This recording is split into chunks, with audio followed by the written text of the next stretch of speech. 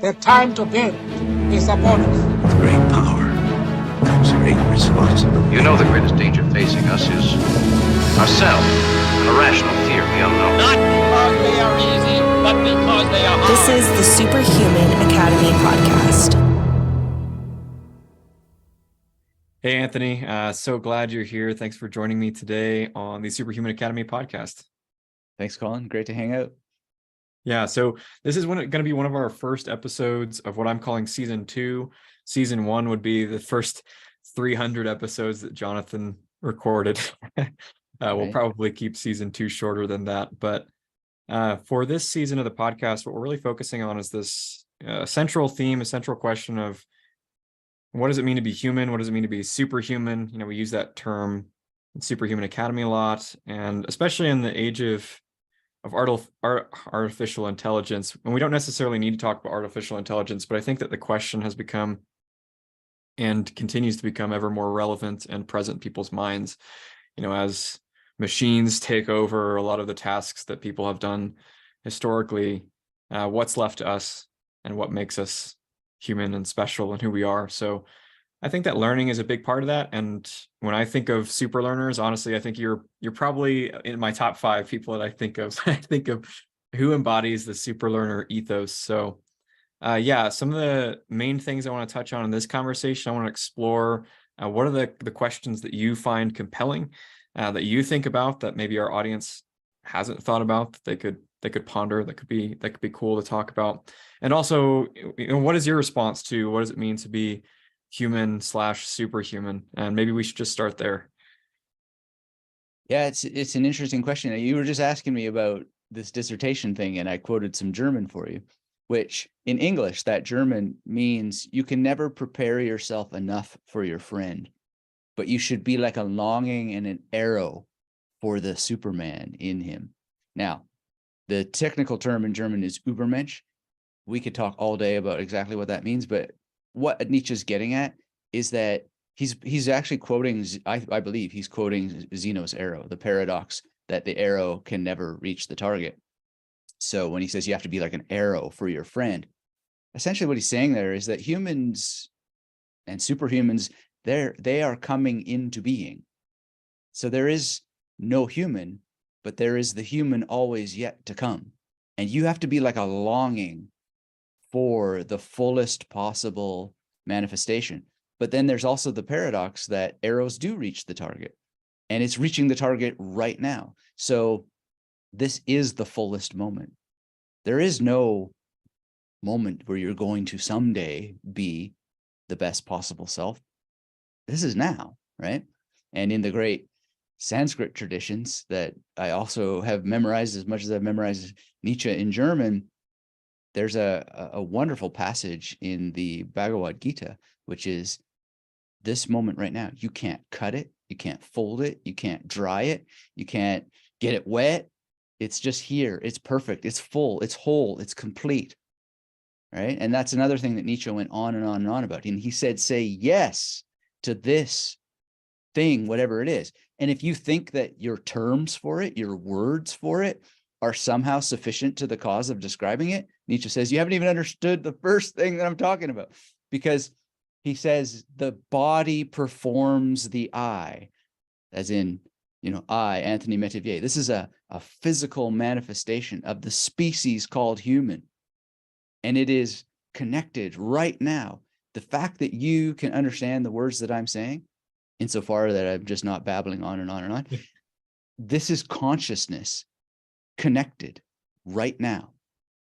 And all of English language, Shakespeare, everybody, we're here all together right now in this sharing of consciousness through the medium of language. So human is the thing that does that. It is always yet to come into its fullness, and yet it is completely full and complete right now. So with that perspective, how would you contrast that with what we're seeing with artificial intelligence? And I ask that question just because a lot of people are worried, rightfully so, that jobs will disappear, and that that's always been the case. That's what technology does. It shifts labor around. But what you're talking about, you definitely didn't use labor as a definitive mark of what it means to be human.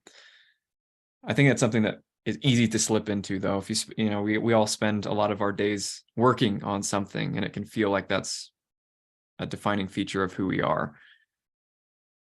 But how would you contrast that with what you just said? Well, we will have the job of feeding ourselves first and foremost. We'll have the job of making sure that we are able to do something with our time, right? I don't see that jobs are going anywhere. There might be different jobs, but the labor of just taking care of the meat tube, this isn't going anywhere as far as I can tell. If anything, there's a high likelihood of this getting easier, more fun, and more interesting.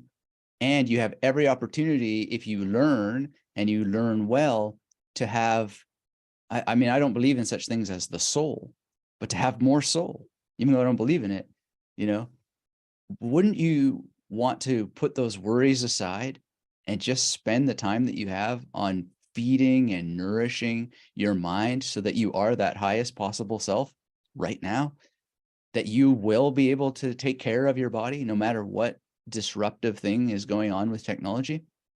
Another problem with this is that humans are us versus them categorizers, right? But who says that we are ourselves not artificial, not somehow just the same thing, right? We're physical objects that have the emergence of consciousness. So why that we are pitting ourselves as being replaced by this new thing when there's not really any evidence that we're separate from it? Our words make us separate from us. Our categories make it separate from us. But it's all coming into being together. And it's not that clear to me that intelligence is involved in the first place. I don't know why they keep calling it artificial intelligence, because I haven't seen the intelligence part yet, even in the human species. Like, it's just, we're using words to create categories, and those categories cause fear. The philosopher Lyotard had said that the whole notion of category comes from the human management of fear, which I think is very, very important to explain that to me. What do you mean by that? Well, imagine this library behind me. If you're just listening to this, I have a bunch of books behind me, and currently they're pretty much uncategorized. I know where the stuff is, more or less, right? But it's not a library. It's not a video store. I used to work at Queen Video, the legendary Queen Video in Toronto, legendary in Toronto. But that store was so categorized that in the horror section, it even had a section for zombie movies that took place on islands, as opposed to zombie movies that take place in cities. Like, it was hyper categorized. Now, that is part of the reduction of consumer overwhelm, the fear of chaos, wandering into a store, not knowing where things are, not knowing what genre a thing belongs to, and then you get subgenre and subgenre and subgenre. And so what Lyotard is trying to point out is that there's this beautiful chaos. There's this beautiful uncertainty. There's this absolute coming into being of all things. And we categorize things to reduce our nervousness because we are afraid. Like the brain has cooked up filters that actually cause us to not see reality for what it is, right, in order for us to navigate the world. Some of those filters are categories. So when you walk into a store, you often think, wow, I love this store because it's well organized and it's well categorized, as opposed to a chaotic market, right? But some of us have been to places in the world with chaotic markets. And if we can overcome our fear, wow, it's like the most amazing thing in the world. I'm sure you visited, Jonathan, and seen some of the markets right. there. It's categorized by other means, and you haven't learned that category yet, right? So, yeah, I think Lyotard's onto something. Even if there's not like a clear answer, this is what he means. I think he's really, really onto something, that if we can get comfortable with the fact that our categories are artificial, because we ourselves are the producers of artificiality, right? This idea that, oh, there are genres, right? Well, which came first, the Western genre as a concept or Western movies, right? Like it falls apart as soon as you try to scrutinize it. It's an artificial production. So anyway, the point that I'm trying to get at is we are afraid of artificial intelligence and we are categorizing it because we're afraid of it, but we actually don't even know what intelligence is. And we don't even have it because intelligence is a thing. It's not a thing. It's a process. It's something that comes into being with us in the present moment. So we don't have to be afraid of it. Okay, tell me more about that. I'm not sure I totally followed. Yeah, I don't know if I follow either because we're doing philosophy now. Okay. Yeah. We're far from memorizing stuff. But yes, that's great. well, I mean, I just can look at the clock. It's 5:47 a.m. in Australia, right? It's going to be 5:48 a.m. in a short while from now. Whatever happens between now and then, that has come into being together, you and I, right? Yeah. But so has all of reality. Right? Now, the physicists will say, no, Anthony, your brain hasn't even perceived the now because, you know, all of these photons and electrons and blah, blah, blah take time for the brain to process. Yes. So the now is just an illusion. And I will say, exactly. That's exactly my point. Even the illusion of time passing from 5:47 to 5:48, which it just did, even that is a category that we make in order to navigate the world because we're coming into being with the change of time, with the category itself. So here's another way to look at this. In philosophy, there's the philosophy of transcendence and there's the philosophy of pure immanence. So transcendence is there's we, little me, and there's God, self and other. And it transcends me, this God, because it's the creator and maybe it created the alphabet, this God, and maybe the entire world is built of numbers and alphabetical symbols and all that sort of stuff. And we can read the world like a book. This is what the medieval scholars thought.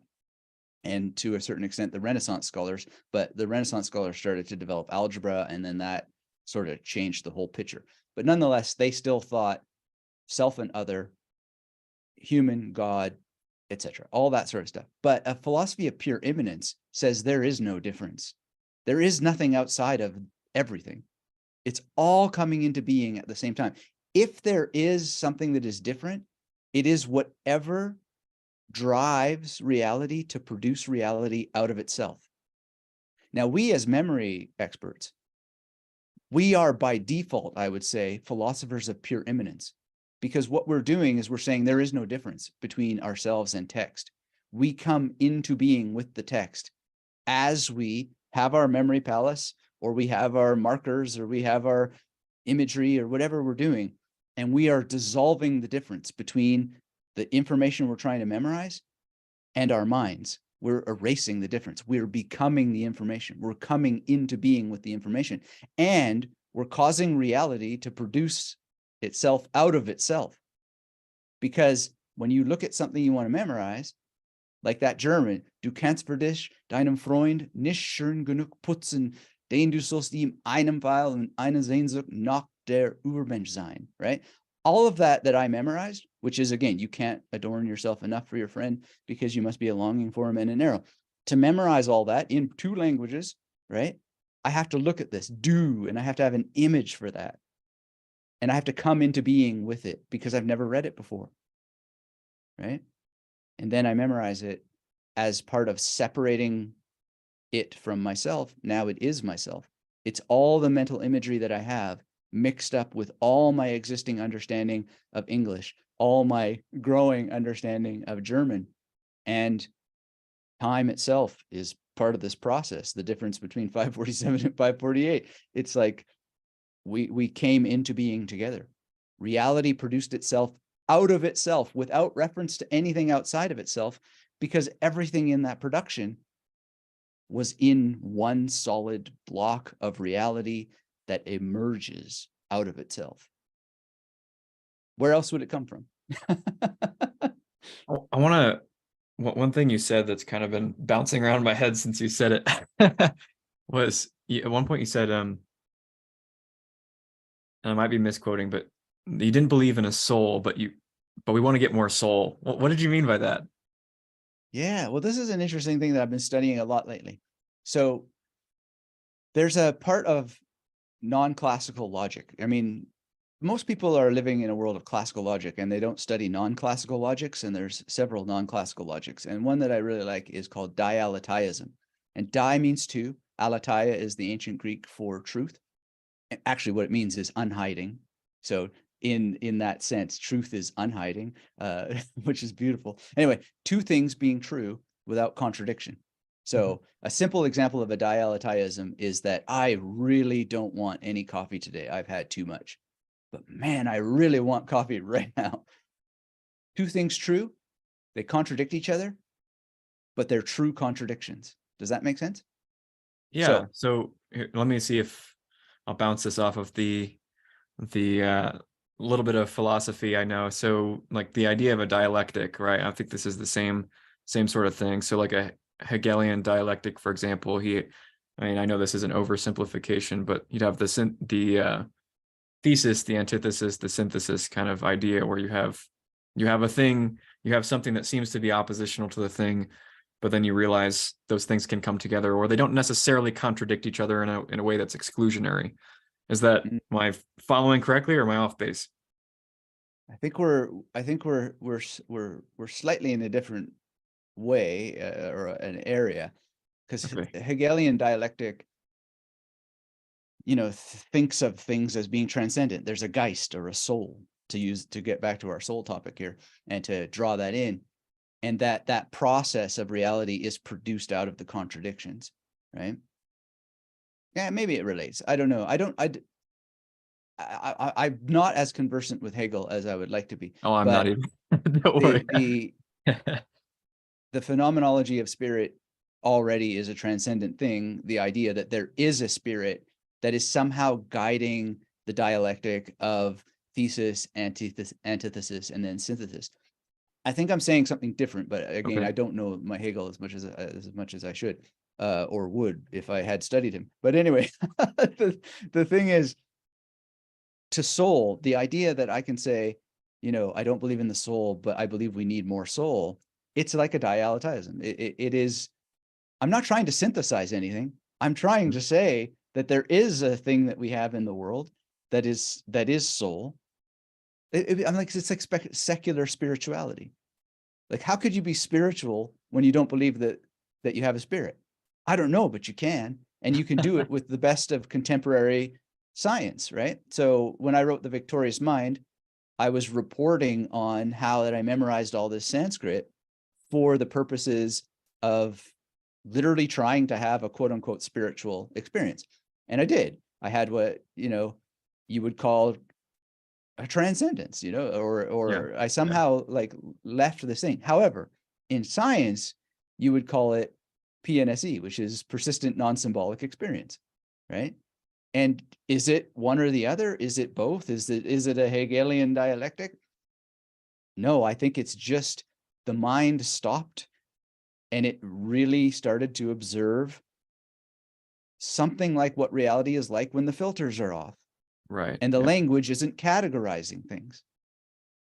So I don't think that's Hegelian. I don't think it's Kantian, because Kant would say, you've got these goggles on and you can never quite see the world as it is because the goggles filter it out. At least I think that's what Kant was going on about. Like, this is what Nietzsche is so great for, right? Is because Nietzsche's like, yeah, your words are words are words, blah, blah, blah, blah, blah, blah, blah. But don't you see that it's the body that's producing you to constantly have words? Why? Right? And the answer is because you got to eat. And you got to do something until you die, because there's this force in your body that's like, go over here, go over there. And you think it's your little eye going, oh, I would really like some Cheetos today. And it's actually that a commercial has trained this body to think about Cheetos. And then because you have learned that there is a store from your society, then you know that you can go there, and using a system of exchange, you can purchase the product called Cheetos. You think, oh, I'm a fan of Cheetos, and you have this personal relationship to Cheetos because of branding. But actually, you're being performed. You're trained because you are an animal, you know? And if you could just get that, your freedom already begins. And then you can train yourself. You can train yourself. You can be your own dog whisperer. And it's just the most beautiful thing. That's what we do with memory techniques. We train ourselves to stop thinking about stuff, to not, have this little story in our minds about, oh, I'm not strong enough in my mind or whatever. We train ourselves. No, this is the information. These are the tools. Make it happen. Omnium expediendorum prima est sapientia in qua perfecti boni forma consistit. That means the most important step of all is to choose wisdom first, because in the choice for wisdom is the form of the good, right? And if you get wisdom, you're just an animal that needs to be trained. Then you train yourself.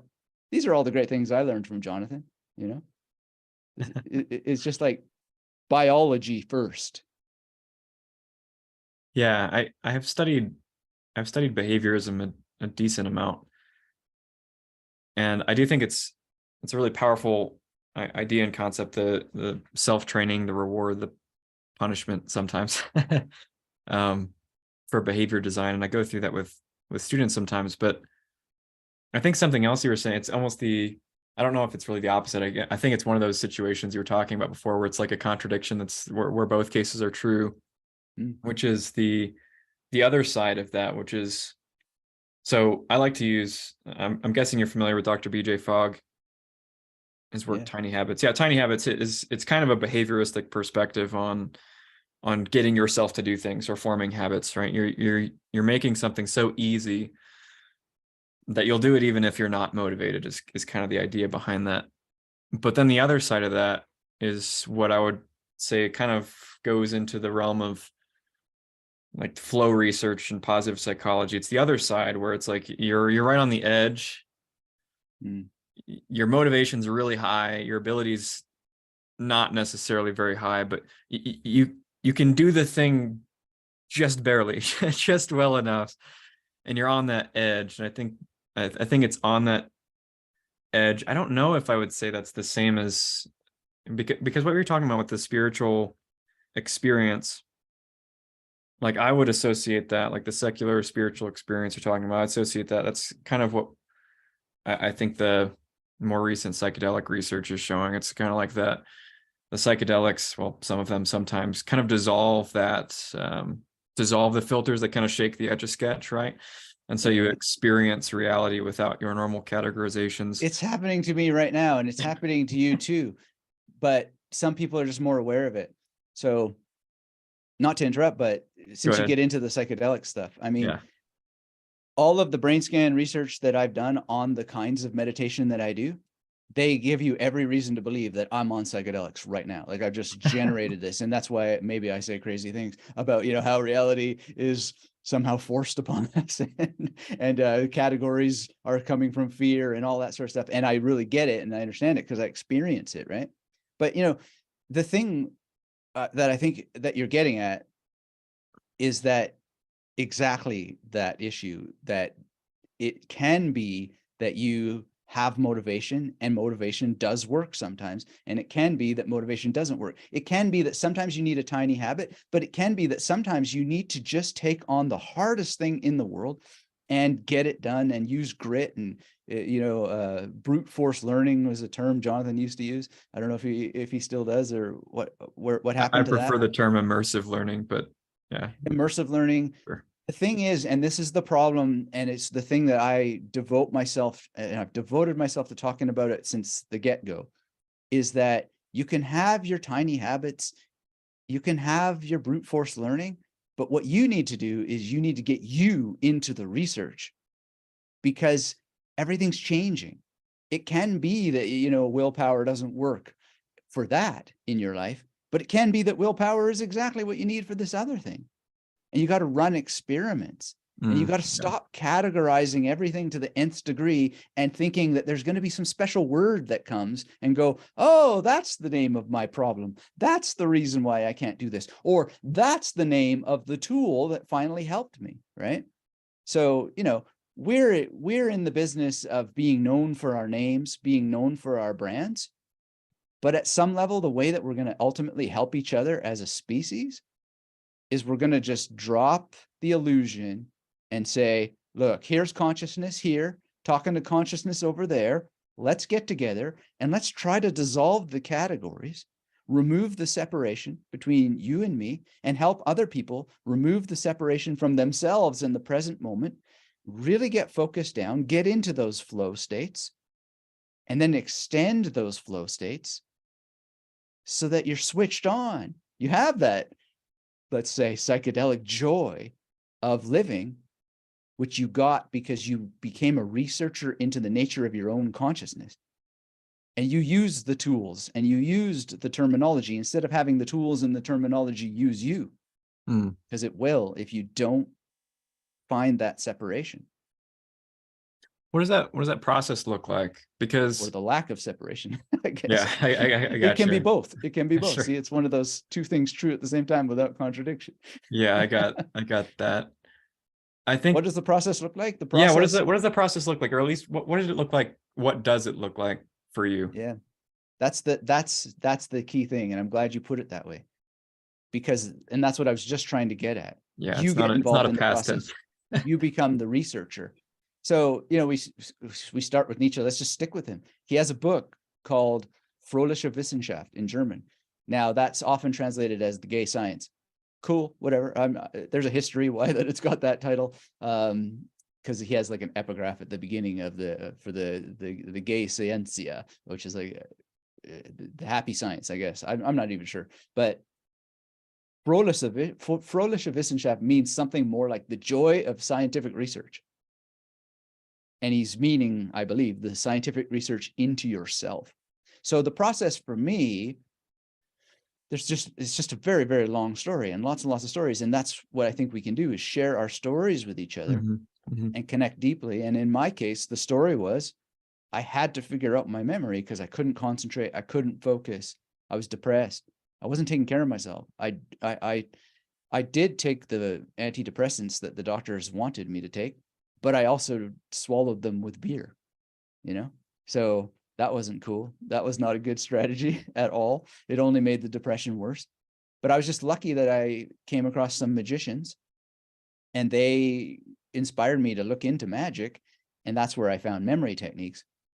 And then in terms of later on in my journey, after I was using memory techniques for years and years and years, I felt a lot better.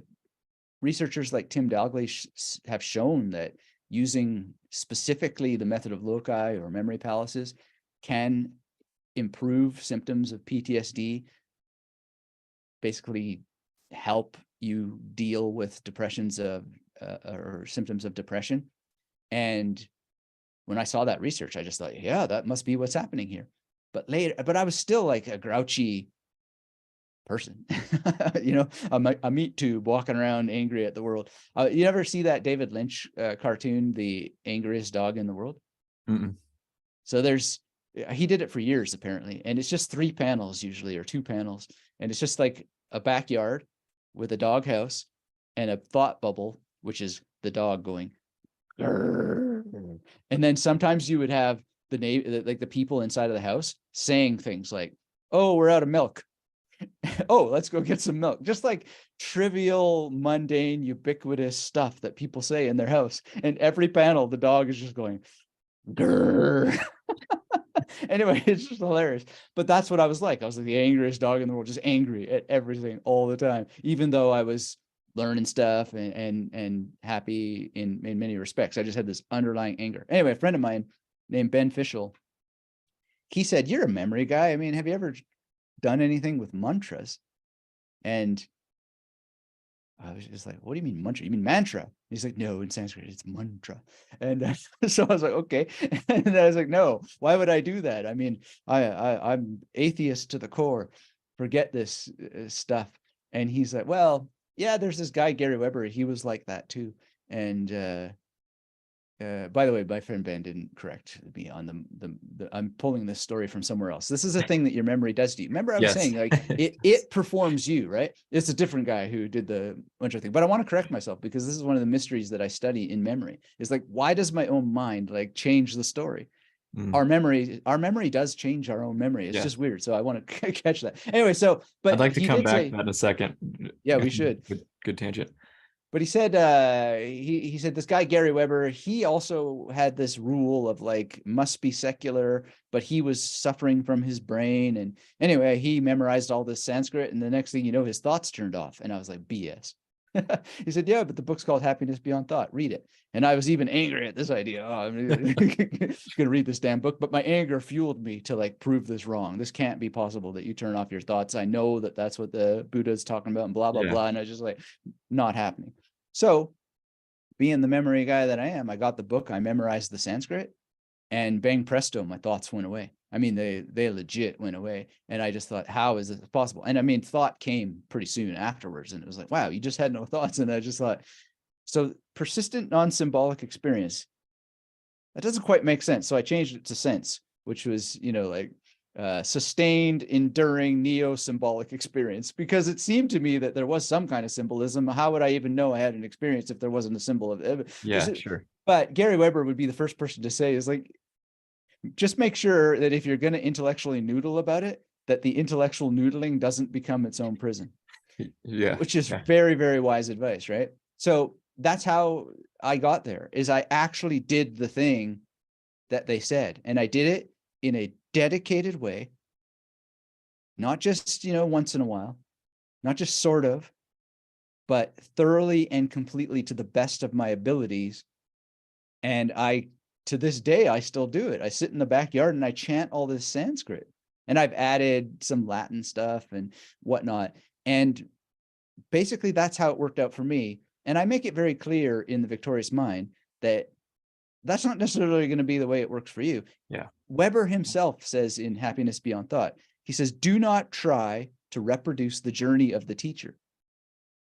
And we've already talked about how that's not possible, because if reality is coming into being out of itself, then repetition is already difference. In fact, repetition requires repetition to not be the thing that it's repeating. Yeah, because it can't happen at the same time. And therefore it's not the same. It's not even that it can't happen at the same time. It's that a copy is not the original thing. Like, even if it could, nature, right? Yeah. I mean, maybe that's what twins are. Twins are the copy that can't be the same thing at the same time. Yeah. Maybe. I don't know. Maybe we're getting a little too far afield there with our speculation. But yeah, that's part of what happened to me. Other parts are that and Jonathan really, he helped me so much doing his learning thing there with the internet. And he was just like, okay, so you got this kind of arthritis, psoriatic arthritis, bang, bang, boom, boom, boom, boom, and this and that. And he just encouraged me to get a trainer. I got a trainer in Berlin, and he was just a good friend also on top of all these things. You know, the friend who is a longing and an arrow for the highest possible self, not just in the future, but now.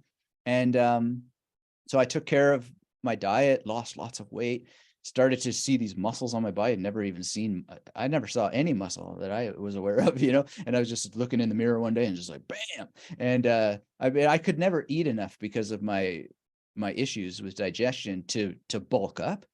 But I just, for the first time in my life, I actually liked the guy that I saw in the mirror. So it wasn't just meditation, you know, it was dietary optimization to the best that I could, given the constraints of the disease. It was fitness optimization.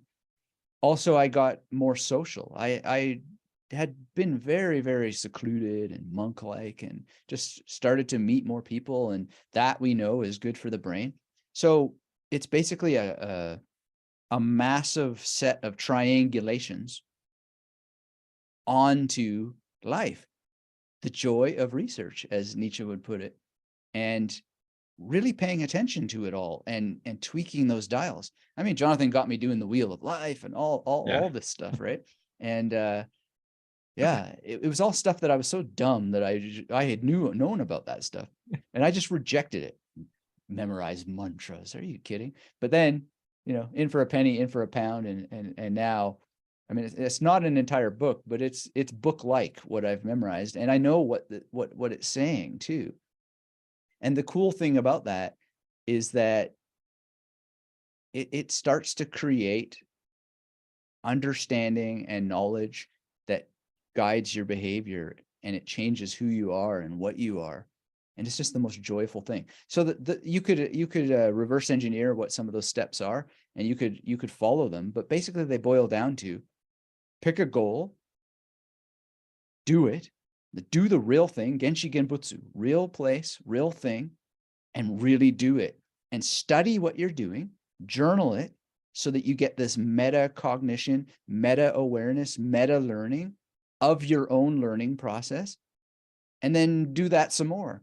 And don't rely on motivation. Don't rely on willpower. Have a system that dictates what you do. Train yourself like a dog. Get a clicker if that's what it takes.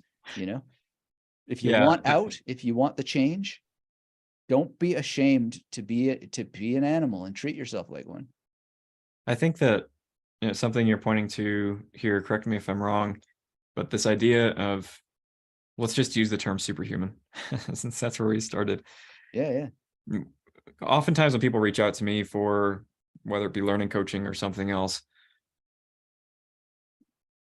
it becomes clear in our conversations that what they're looking for, or what they think they're looking for, is a state. It's an endpoint. It's an outcome. I want to get to this place. And I think that something that is kind of embedded in everything that you're saying is, it's not really what it means to be human, superhuman, whatever you want to call it. You know, it's a process. It's a process made up of current moments. Is that a fair way to say it? Yeah, I think a lovely thing to remember, it comes to my memory now, I believe it was Nelson Mandela who said, you climb to the top of the mountain, all you're going to see is other mountains to climb. And I think that we actually know that. I think our brains know that. It tracks it. And it's a reason why a lot of people don't get started, because they know that. And that is categorization that comes from fear. That's what Leotard is getting at. You know, you prejudge it, you pre-frame it, you think you know before you know, but then if you talk yourself out of it, you never get to see how cool it is to see all those other mountains.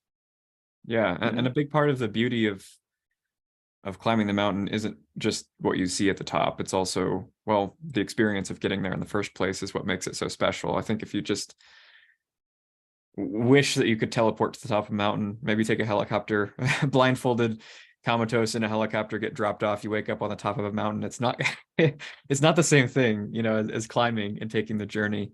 I think that's another thing you were saying. But it could be, right? That's the problem with the dialetism, two things being true without contradiction. Imagine you've worked your butt off as an entrepreneur and you're able to treat yourself for a helicopter ride to the top of the mountain, right? That's why I threw in the comatose part. Like, if you just magically woke up at the top of a mountain, right. It's not really the same thing. And I think what a lot of people truly want isn't necessarily just standing on the top of the mountain and looking around. It's like, I want to be the person who's climbed a mountain. I want to have that experience. What people, if we could ever make a universal statement, this is what people want, right? As if there is such a thing as people. Sure. Again, category, out of fear. This idea of people, oh, we special human race, right? As distinguished from all the other species, all the other things that move in the universe, right? We people, right? If we could make a universal thing that people want, is they want to be free of the burden of being people. Right? This is what the flow research is all about. You just want to be in the moment. You don't want to be separated from reality. This is what all our great mythology is in so many ways, right? The great John Milton with Paradise Lost. Have you ever read this? Where the images I of haven't read Satan Paradise being Lost. cast No. from the heavens and chained to the lake of fire, right? This is this grand fantasy of being so separate that you have a world unto yourself, right? And yet you hate it because it's just torture to be separated, right? This is a grand metaphor for what we do. It's not like John Milton is really telling the story of this Satan and God stuff. He's making a Mephistopheles, I think. metaphor of what humans do to themselves when they make it somehow that they are separate from reality. Yeah, It's torture. It's hell. I think they're, what's the study? There's a study. It's titled like, it's not titled like a normal study, but it's I think it's A Wandering Mind is an Unhappy Mind. Are you familiar with that one? Well, it just makes sense on its face, right? Yeah, and basically it's this, it kind of points to the idea that self-consciousness and negative emotion are kind of the same thing. I mean, the separation of yourself from the present moment is, I mean, this is not a new idea by any stretch of the imagination, but where a lot of the unpleasantness of being human comes from. Yeah. So why be human? Just get rid of it. That to me is what being superhuman is, because super just means above, right? Be above it. Just be above all of this stuff, right? All of this nattering on about, well, humans and the robots and the AIs and this guy over there is doing that and that girl over there just said that. I mean, look, this happens to my brain too. I'm just like looking in the monitor here and it's like, oh my God, my hair is like all messed up. And then I think, oh, yeah, but I'm the guy that doesn't worry about his hair. So what do I care? Like Einstein didn't worry about his hair, or did he? Maybe Einstein did worry about his hair. Does Steven Pinker worry about his hair? Sorry if Steven's watching here, but do you? I mean, like, who cares? Like blah, blah, blah, blah, blah, blah, blah. It never ends if you don't realize that that's just what your brain does to you, And if you practice, you can actually get to the point where it just stops. You actually can, at least in my experience.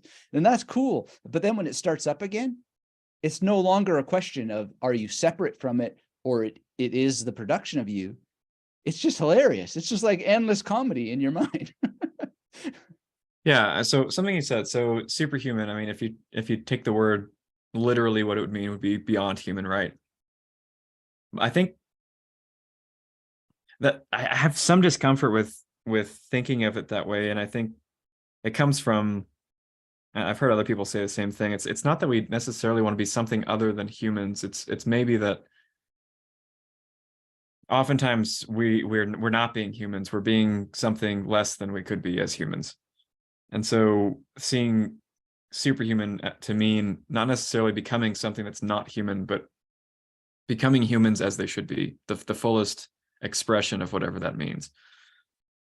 Yeah, I'm with you. I would just take away the should, because the should would be some sort of standard that is going to create the prison that you are trying to escape. Yeah, because then it becomes we go back into the comparison, which, comparison is that self-consciousness you were just talking about. Yeah. And it's just, I don't think it's going to go away, but then it's just becoming comfortable with it, allowing it to be part of the flow, and also not allowing it to be part of the flow because you have conditioned yourself so that you don't have to. It's just part of the way things are. And that is a training thing as far as I can tell. And even if you whether you believe in these things or not, if you look at the story of, it's several stories in the Bible of dudes going out in the desert for 40 days or what have you. This is a metaphor of training, right? It's the length that you go to in order to be free of the ego. It's a training metaphor. It's the same thing in the Matrix. I mean, he can download all the stuff into his mind, that Neo guy, right? But the first thing that happens is Morpheus says, Kung Fu? Show me. Right. And then we have this great moment of satisfaction when Neo manages to strike Morpheus. And then we think, oh, he passed the test. Oh, no. Morpheus gives him another test. the jump off the building test. Is that done? No, there's another test. There's the woman in the red dress test. Is that done? No. Well, then you got to learn that when you're ready, Neo, you won't have to run from the agents. Then the agents test you. And then you go in the phone booth and then the credits roll. And then, oh my God, there's a sequel, another test with a bunch of sequels. It's like test. Like it's just, it never ends, right? So it's all cool, but you just got to get cool. You got to be able to test and retest and train and retrain. Sometimes the practice is just practicing, getting back into the practice. One thing I've been playing with recently, and not original at all, but something that I've been thinking about, because when we talk about this idea of being, fully present in the moment, not being self-conscious, not being separate from it,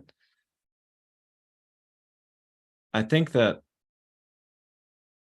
there's something else that makes us human that kind of goes beyond that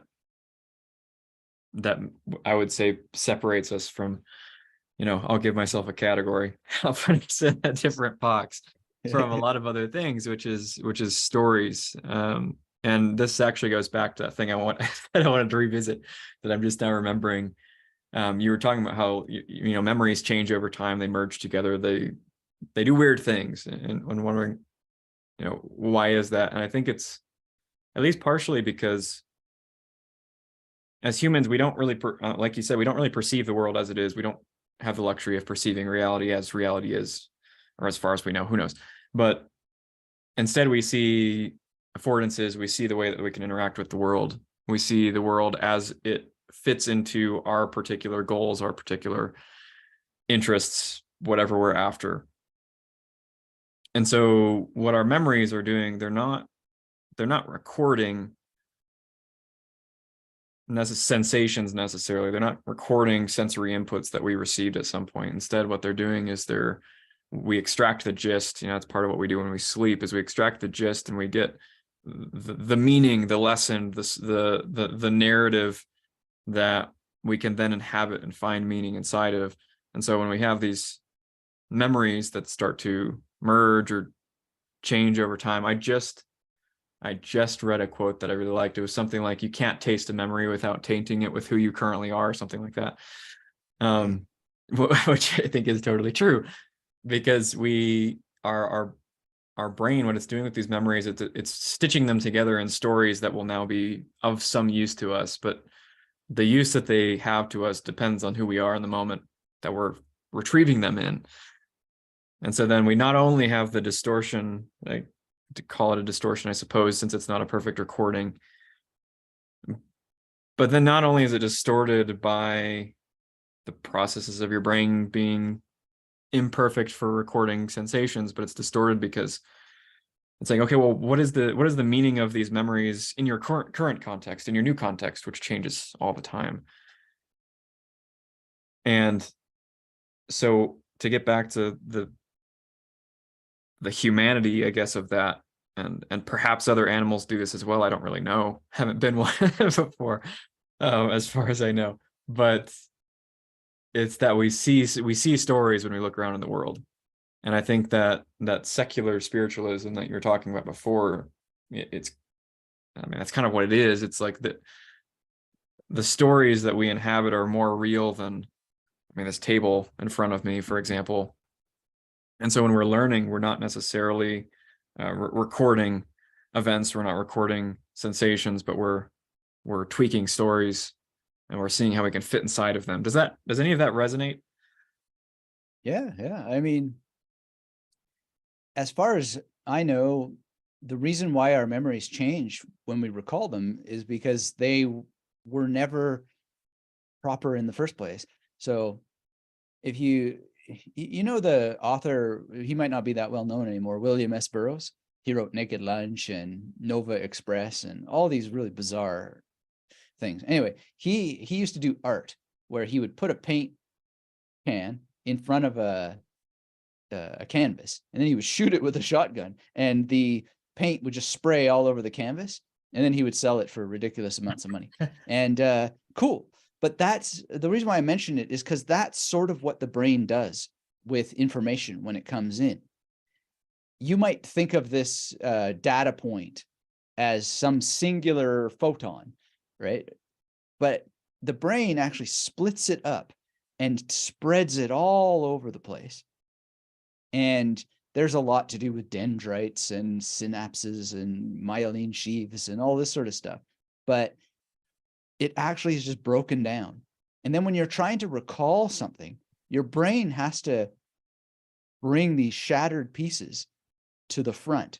Dr. Gary Small, he said, he gave a metaphor when he was on my podcast that really, I think, is even better than the paint shot thing. But I still like that shotgun metaphor of what it looks like. But he said it's like Thanksgiving dinner. So your family is all dispersed all over the place in the world.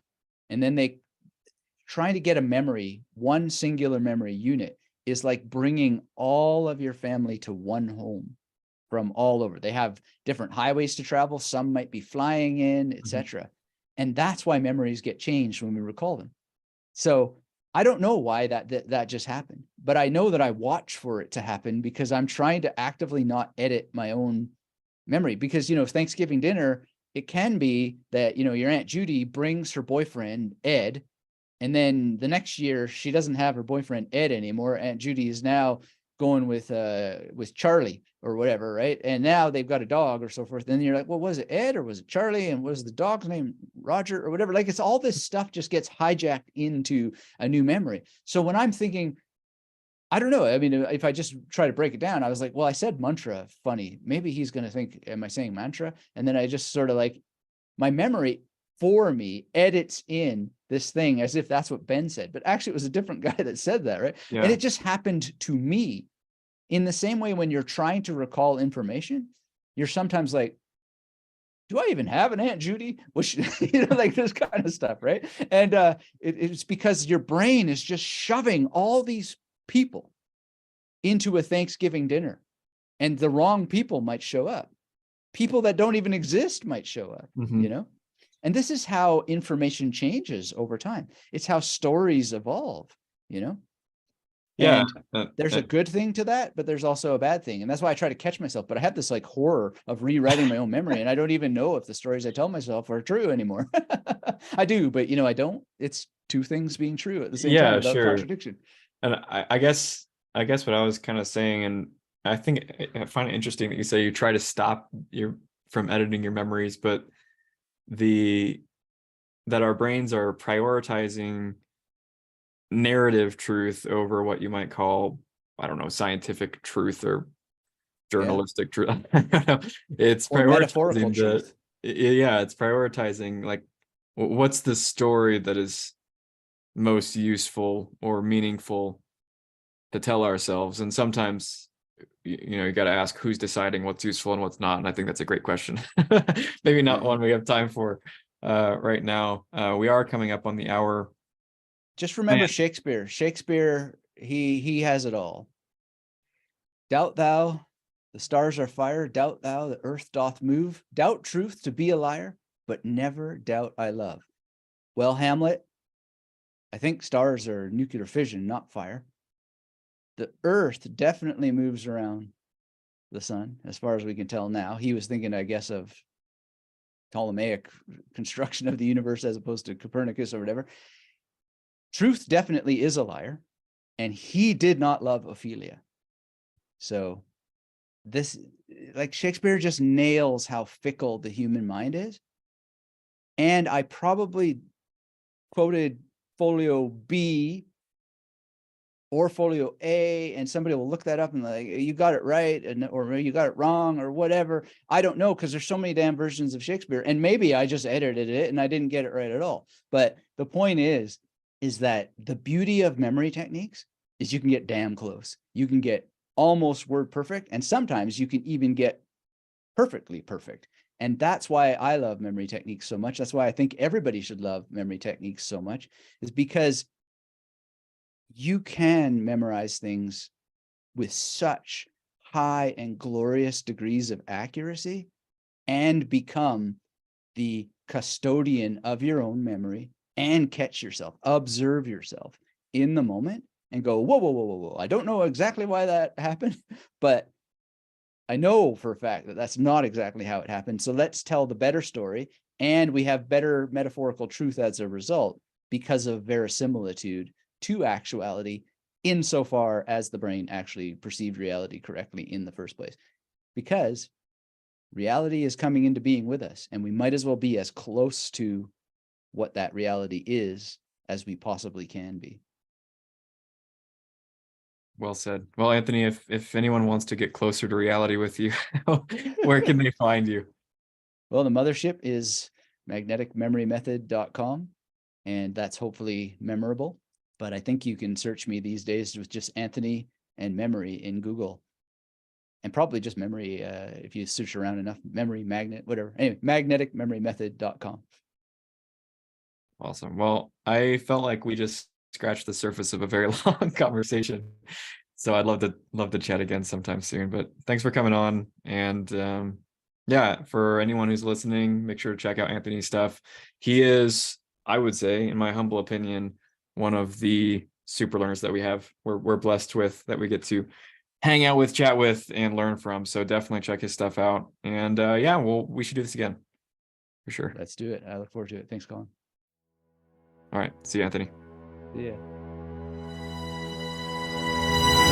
The Superhuman Academy podcast is hosted by Collin Jewett and designed and edited by Army Cinco, with original music by Joshua Schunig and voiceovers by Corey Page Schunig. That's me. You can find past episodes and resources, as well as access to the ever-growing Superhuman Academy community at superhumanacademy.com. If you like the show, don't forget to subscribe and leave us a review on your podcast platform of choice.